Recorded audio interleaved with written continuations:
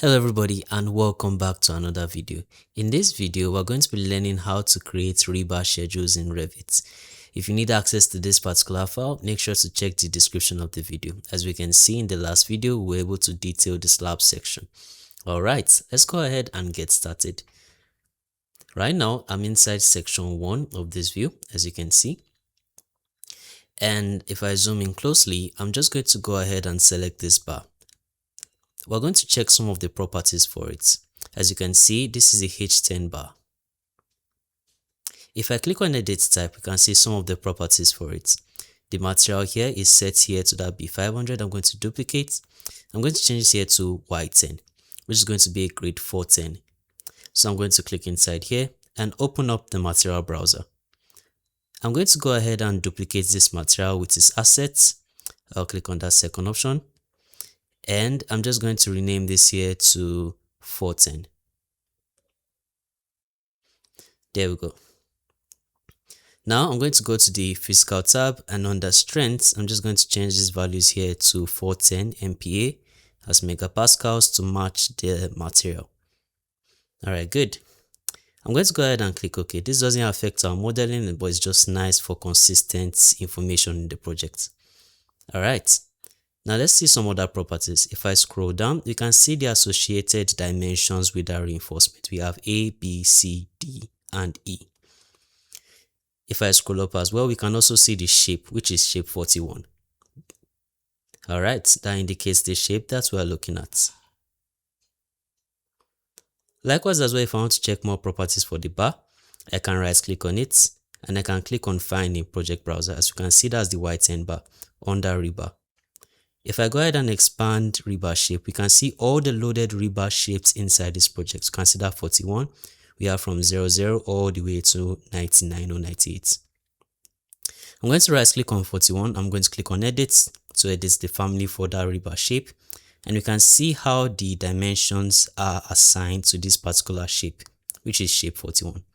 I'm going to close and just click on No, I don't want to save it. And that indicates that's the type of bar we have. You can see this selected one, that is a shape 00, and you can see this here. If I scroll up, this is shape 00. If I right click and edit for shape 00, you can see it only has one assigned dimension.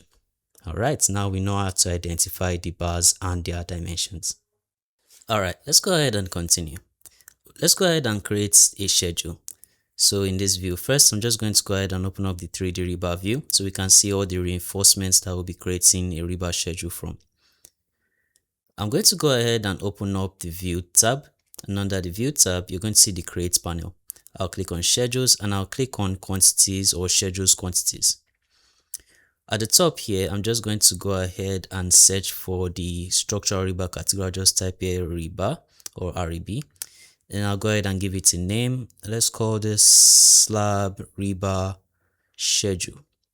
Alright, so that will be the title of the schedule. I'll leave all the other settings as default and click OK. Now it's going to give us the properties for the schedule. Let's go ahead and add the fields that we need. I'm going to put here inside parameter name search. I'll search here for number, which is going to be rebar number, and I'll click to include that field. The next parameter, I'll search for diameter, and there are two types of diameters. There's bend and model diameter. We'll click, or rather bar diameter. We'll click and include bar diameter. I'll clear this, and the next one I want to add here is the total length. Then after that, I'm just going to go ahead and search for the dimensions A. I'll type B, and I'll include that. Make sure I include it. The next one is going to be C, include. Oops, I put assembly code, so I can just click on it and exclude using that button. I'll click on C, include. Then I'll type here D, click on D, include. I'll type here E, then include. Oops, so I'll exclude that. I'll go ahead and type E, include that. Go ahead and type F, which is the last we need, and I put that in. Alright, great. Now let's go ahead and put another parameter. I'll search here for quantity, include that. I don't want to use this while using quantity. Then I'm going to search here for shape. Then I'll search here for shape image, put that in as well. Alright, good. then total bar length, which should be the last in this case. And all that's done, I'll just go ahead and click OK, and Revit will generate our rebar schedule for us. All right, great. One of the best things about schedules in Revit is that if you select any of those rows, it will indicate the reinforcements in question. That way you can find multiple reinforcements or reinforcement insets within Revit. So if I click and select all of this, it will highlight it where it is in the model. All right, let's go ahead and continue. We've created the rebar schedule and we have a list of rebar numbers that we can see. Some of them are repeated. We'll fix that. If I come to sorting and grouping, and we'll come over here, I'll click on rebar number and I'll set it to ascending order. So what this does is that it makes sure that they are arranged in numeric order. So we can see 1, the highest we have is 16. So we have 16 distinct rebars inside this project.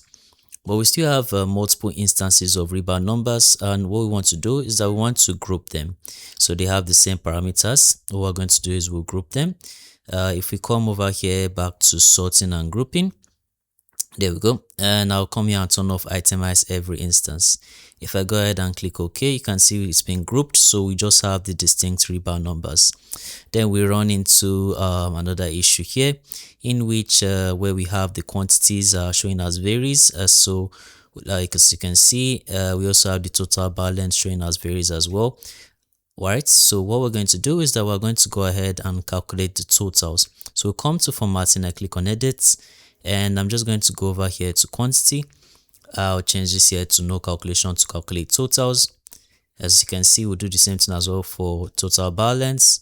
I'll turn this to calculate totals, and if I click OK, you can see now that it gives us the total lengths as well as the total quantity. All right, let's go ahead and continue. Now we're going to go ahead and change the units for this total bar length. So I'll click on the header and I'm just going to come here to format units. I'll turn off use project settings and I'll set this here to meters. If I go ahead and click OK, you can now see it's formatted as meters. I'll also come here as well to add some precision around it up to 2 decimal places. If I click OK, that's much better. All right, good.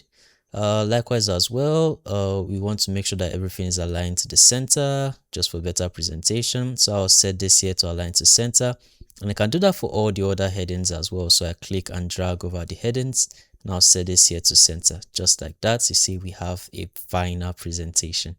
All right, let's go ahead and continue. Now we're going to add some more settings to this. If I come back to 3D Rebar, I'm just going to select one of the reinforcements. I'll right click and I'll click on select all rebar in hosts. I'm going to go ahead and add a partition. I'll type here suspended slab.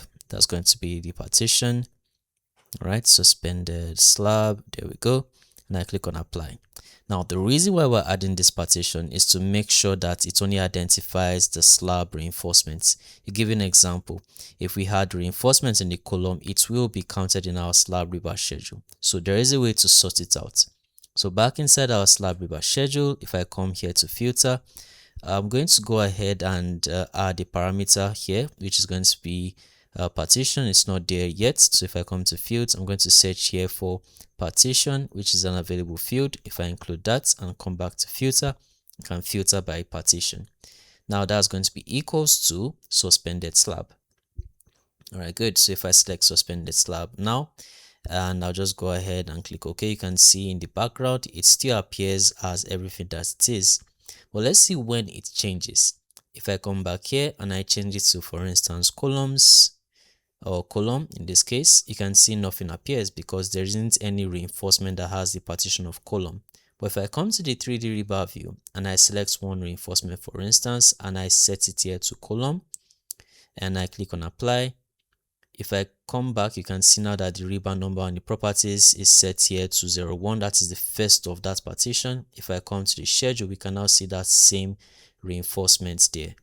All right. Now we can also see the list of all the partitions in the project. If I come to the structures tab and under reinforcements here, I'll see where we have reinforcement numbers. You can see we have 2 partitions. The first is suspended slab, the second is column.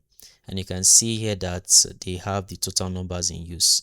I'll go ahead and cancel this. If I select this bar now and I change it back to suspended slab, it will be updated back into the a suspended slab partition. If I come back here, you can see it's only suspended slab in the project.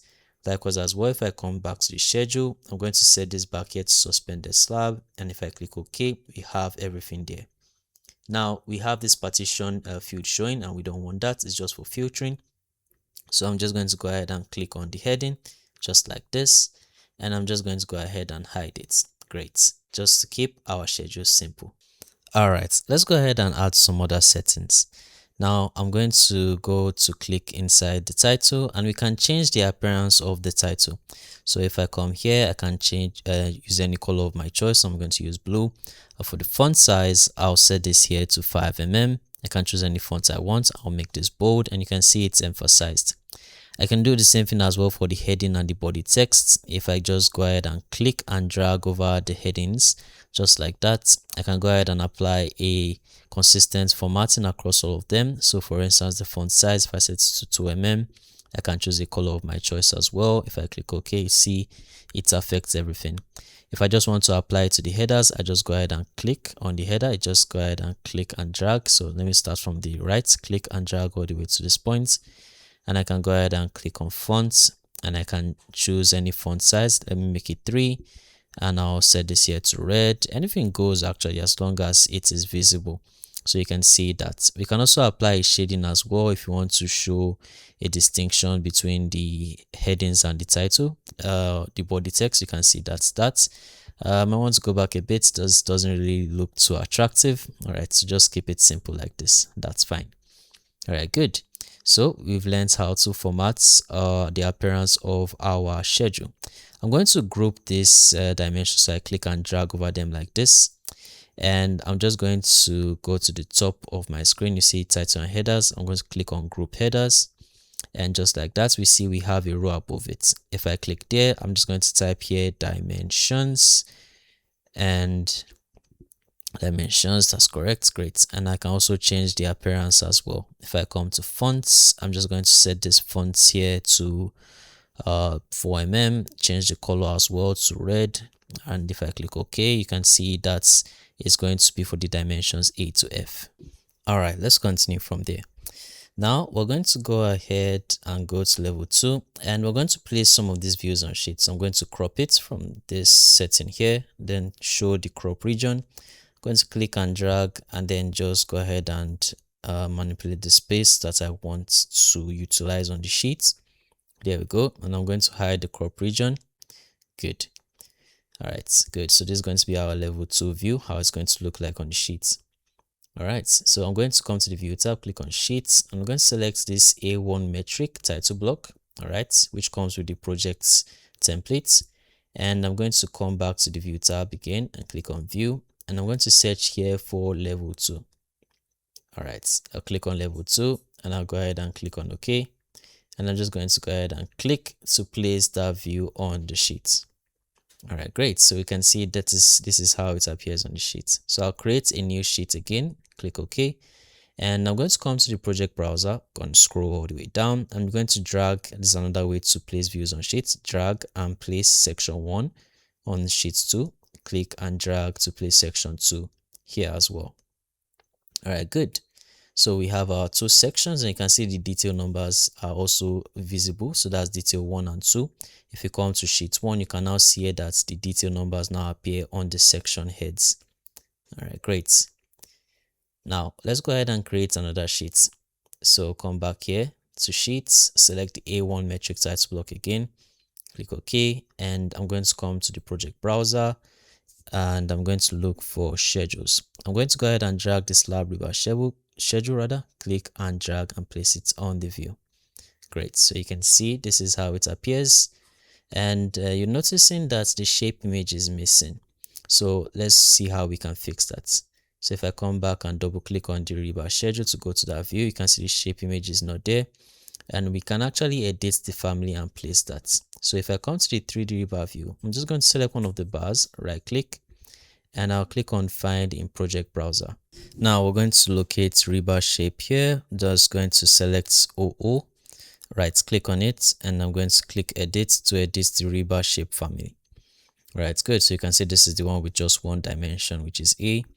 I'm going to come here to the top left where we have properties and click on family types. We're going to locate where we have shape image. Click inside there and click on this three dots icon to manage images. I'm going to click on add, and I'm going to make this available for you to have access to all the shapes based on this code. So I'll select shape 00. If I click on open, you can access that from the link in the description of the video, by the way. I'll click on OK here. I'll click OK, and I'll load it back into the project and close. I'm not going to save, so click on no. There we go. I'll click on the second option here for overwrites, and once that's done, it's loaded into the project. I'm going to come back here to sheet 3, and you can see here that shape 00 image has been loaded into the schedule. Now we're just going to close inactive views to keep it simple. Let's go ahead and open the schedule again. So let's go back and edit the second shape, which is 21. If I right click and click on edits, you can see this has 3 dimensions. I'll come back to family types. I'll click on shape images, manage images, add, locate shape 21, click on that, click open, OK, and load back into the project. Let's now save and overwrite to the second option. You can see that has been loaded. The last one is shape 41. So ideally in real projects, if you have all these bending details or bending shapes, you have to do that for each of those. So 41, right click, I'm going to click on edits, and here just going to come back to this shape image. Let's go ahead and add that image there. Locate shape 41, go ahead and click on open. Let's go ahead and click on OK. That's fine. Load into the projects. Then we're not going to save and overwrite. Great. So we can see for this project, we have all the rebar shapes available. Awesome. All right. So if I come back into the schedule, I'm just going to open it up. I just want to align everything to the center. So I'm going to click and drag over all the headings.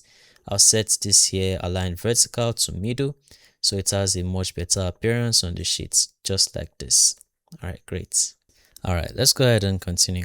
Now we're going to create a new schedule, which is going to be for the rebar tonnage. So I'll come to the view tab, I'll click on schedules, schedules/quantities.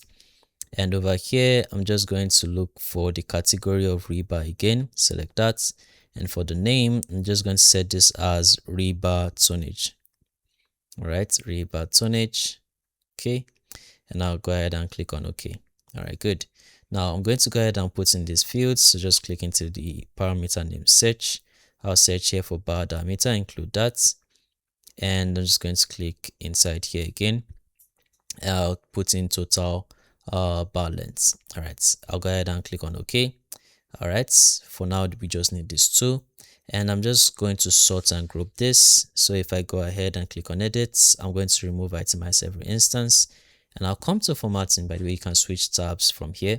If I come to total bar length, I'll set this here to calculate totals, and I'll click OK to simplify it. Now if you've been following, you know I like to center it, so I'll click on the headings and align both to the center. For the total bar length, I'll set the units here to meters. All right, and I'll set the rounding here to 2 decimal places. There we go. All right, now we're heading towards defining the tonnage. So I'm just going to select the 10 mm bar type, and if I go back here, I'm going to go ahead and open up 3D rebar. You can see all of them selected. First thing I'm going to do is I'm going to set everything to Y10, which is the new type we created in this video, somehow on H10. So I'll set this to Y10. All right, good. Now for Y10, we're going to add a parameter, a project parameter called bar weights, and that's not already available inside the model. So to do that, I'll come to the Manage tab, and I'm going to locate project parameters. Now this is going to be a new parameter, so I'll click on New Parameter, and the parameter name is going to be bar weights. So type here bar weights. There we go, and that is going to be a type parameter for structural rebar. For the discipline, I'm going to go ahead and set this here to structural, and then for the data type, I'm going to set this here to mass per unit length. We should have that over here. There we go. That's it, mass per unit length, and that's what we're going to use. And this is going to be grouped under identity data. All right, great. Now this is going to affect our structural rebar, so I'll just type here REB structural rebar. There we go. That's it, and I click OK. Now we see we have the new project parameter. We can only check this for the type properties, so I'll select that Y10, click on edit type, and if I go ahead and scroll down, you can see we have identity data for bar weights. Keep in mind, for this project template is measured in kg per meter, so we have 10 mm bar. We're going to be using a unit weight of 0.62. If I click outside, you can see that is kg per meter for this metric template. If I go ahead and click on OK, that will populate for every single Y10 type rebar inside this project. Alright, good. Now we want that to appear in our schedule. So if I click on fields, I'm just going to search here for parameter name search. Just type here bar weights, and I'll go ahead and include that. And I want to move this up a bit in between bar diameter and total bar length. So I select it and move it up. And if I click OK, you can see we have 0.62 kg per meter. I'll click on the heading here and I want to align it to the center. There we go. And that's how we have our bar weight. Alright, now let's go ahead and impute the total weight. So we're going to come back here into fields and we're going to add what we call a calculated parameter. If I click the FX button, I'm going to go ahead and add the name of total weight there. Alright, good. And for the discipline, we'll set it here to structural, and then we'll set the type here to mass so we can make use of Revit formattings. So for the formula, I'll click on that 3 dots icon to include the bar weight. And this is just like using spreadsheets. If I click on bar weight, if I click OK, I'll put an asterisk to multiply. I click on that 3 dots icon, add another field which is total bar length. And if I click OK, we can now see we have a new calculated field. Now if I click OK, you can see we have total weight. It shows as varies, but we'll set that. I want to center it first. Now we're going to come to formatting, just like we did for the other. We'll come to the new calculated parameter. We'll set this here to totals, and now we can see the total weight of all 10 mm bars. I'm going to change this to read as tons instead of kg, so I'll click on that, and then format units. I'll turn off use project settings, and I'll set the units here to tons. The rounding is already set to decimals, that's fine. If I click OK, we see the total tonnage is 1.44 tons. Alright, let's continue. Almost done here. We want to go ahead and compute for costs. Now for the 10 mm bar type, if I come back to Rebar, I'll just go ahead and locate it. I'll click on edit type. You'll see that under identity data, we already have a built-in parameter called cost. And here we're going to assume a unit rate for our reinforcement to be 1 million. And this is going to be 1 million naira per ton. All right, 1 million naira per ton for this example. Okay, now if I come back here to the Rebar Tonnage, I'm going to come here to fields, and I'm going to go ahead and search here for costs. And if I click and I include it in, I just want to go ahead and move it upwards in between bar weight and total bar length. There we go. If I go ahead and click OK, you can now see that we have our costs. Let's center it. I'll set this here to center, that's fine. Okay, good. And now I want to be more specific because this is a unit cost. So I'll just type here cost per. I'll type here cost per ton. All right. So anybody looking at this schedule will know that it's meant to be cost per ton. All right, great. Just put a space bar in between. All right, that's fine. Okay, good. And now I'm just going to go ahead and compute the total tonnage. So if I come back here into fields, or total cost rather, I'll create a new calculated parameter, total cost. All right, good. And for this, I'll leave it as common and number. And then for the formula, I'm going to click on this 3 dots icon, and I'll set this as cost. Then I'll multiply, putting an asterisk there. And then I'll click on that 3 dots icon again, total weight. Great. Now, because we're leaving it as common and number, we need to divide it by a ton. All right, if not, you're going to run into errors. So I'm just going to go ahead and put a slash. That is going to be for division. And I'll go to put here 1T, which is the unit for ton. All right, if I go ahead and click on OK, there we go. You can see we have a new calculated parameter. So if I go ahead and click OK, we can see we have total cost. Let's just go ahead and set it to be centered, just like that. And then we're going to set the formatting here for total cost to be calculated as totals, just like this. All right, great. Good. So we can see the full total cost. Now, to be more specific, I'm just going to rename this to total cost NGN. So anybody looking at this will know that it's measured in Naira. It could be any currency. So put it as NGN here. And then we'll just expand the column. I'll do the same thing as well for cost per ton. I'll put here NGN. There we go. In the same, I'm also going to expand the column as well. All right, great. Good. So we've already completed our rebar tonnage schedule. Okay, now let's go ahead and place this on the sheet. So just going to come back to sheet 3, and then in my project browser, I come to schedules. I can just click and I can drag my rebar tonnage and I can just place it in on the sheet rather. And I can just resize the columns. If I click on the schedule, you see these icons to resize the columns. And just like that, we have our rebar tonnage. There we go. That's how we create rebar schedules in Revit. And we've come to the end of our solid slab modeling and detailing videos. As a bonus, I'm going to be importing project standards from one of our structural templates. If you want your structural documentation to stand out in Revit, you need to stop wasting hours setting everything up from scratch. Our custom Revit templates come with preloaded view templates optimized for detailing. Structural families are also loaded in, smart view filters, and custom title blocks. Plus, we've included a full Revit working model you can use as a direct reference to see exactly how everything clicks together. Save yourself the headache and grab a template using the link in the description of the video. Once again, thanks for watching, stay tuned, like and subscribe, and we'll see you in the next video.